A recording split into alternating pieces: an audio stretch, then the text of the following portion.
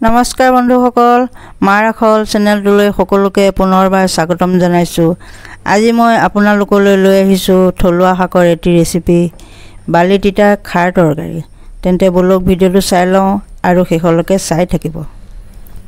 প্ৰথমে মই বাৰীৰ পৰা বালি তিতা শাকখিনি ছিঙি আনি ভালকৈ ধুই লৈছোঁ আৰু মাছকেইটা বাছি কাটি লৈছোঁ। এতিয়া শাকখিনি মিহিকৈ কাটি ল'ম।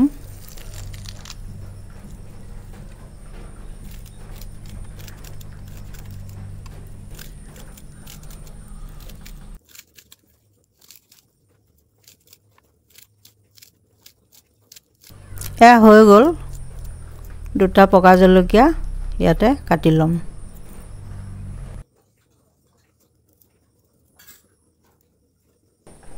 যিহেতু খাৰ বনাম, প্ৰথমে আধা কাপ কলা খাৰ কেৰাহীত দি ল'ম।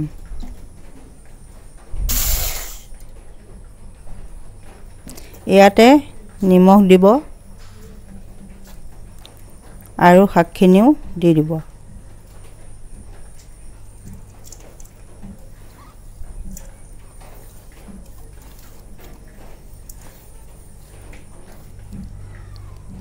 শাকখিনি দি খাৰৰ ডবল জোখত পানী দিব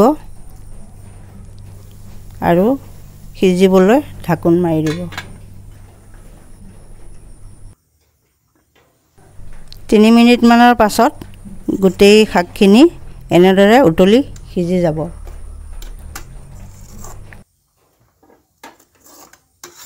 তেতিয়া কাষত লাগি যোৱা শাকখিনি এৰুৱাই দি খোৱাৰ জোখত পানী দি ল'ব।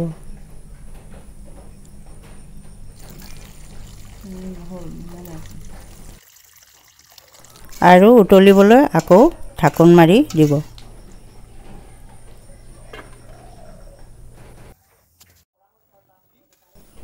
এয়া প্ৰায় 5 মিনিটৰ পাছত এইখিনি খুব ধুনীয়াকৈ উতলি গ'ল।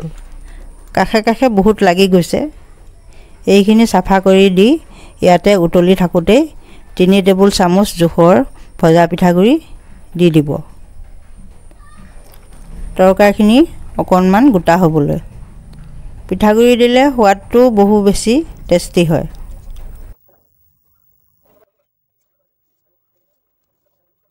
এইখিনি ভালকৈ উতলি মিক্স হৈ গৈছে। এতিয়া ইয়াতে মাছখিনি দি দিব। মাছখিনি দিয়াৰ পাছত হাতাখনো নলগাব আৰু ঢাকোন নিদিয়াকৈ অলপ সময় উতলাই থাকিব। ঢাকোন লগালে পিঠাগুড়ি দিয়াৰ কাৰণে উতলি উফন্দি পৰি যাব পাৰে, গতিকে ঢাকোন নিদিয়াকৈ উতলাই থাকিব। 20 মিনিটৰ পাছত আমাৰ তৰকাৰীখিনিৰ পৰা ধুনীয়া গোন্ধ ওলাইছে আৰু মাছখিনিও সিজি গৈছে ধুনীয়াকৈ। এতিয়া এইখিনি নমাই লৈ ভাতৰ সৈতে পৰিৱেশন কৰিবলৈ সাজু হৈ গ'ল। যিহেতু লকডাউনৰ সময়, গতিকে এইদৰে বাৰীৰ শাক পাচলিকে বনাই খাবই লাগিব। অধিক স্বাস্থ্যকৰো হয়। গতিকে বন্ধুসকল, আপোনালোকেও এইদৰে খাই চাব আৰু আজি ভিডিঅ'টো চাই কেনে পালে মোক কমেণ্ট কৰি জনাব আৰু ভিডিঅ'টো লাইক কৰি দিব। আগলৈ এনেকুৱা ভাল ভাল থলুৱা ৰেচিপি পাই থাকিবলৈ মাৰ আখল চেনেলটো ছাবস্ক্ৰাইব কৰি দিব। আজিলৈ ইমানেই। ধন্যবাদ। সকলোৱে ভালে থাকক, কুশলে থাকক।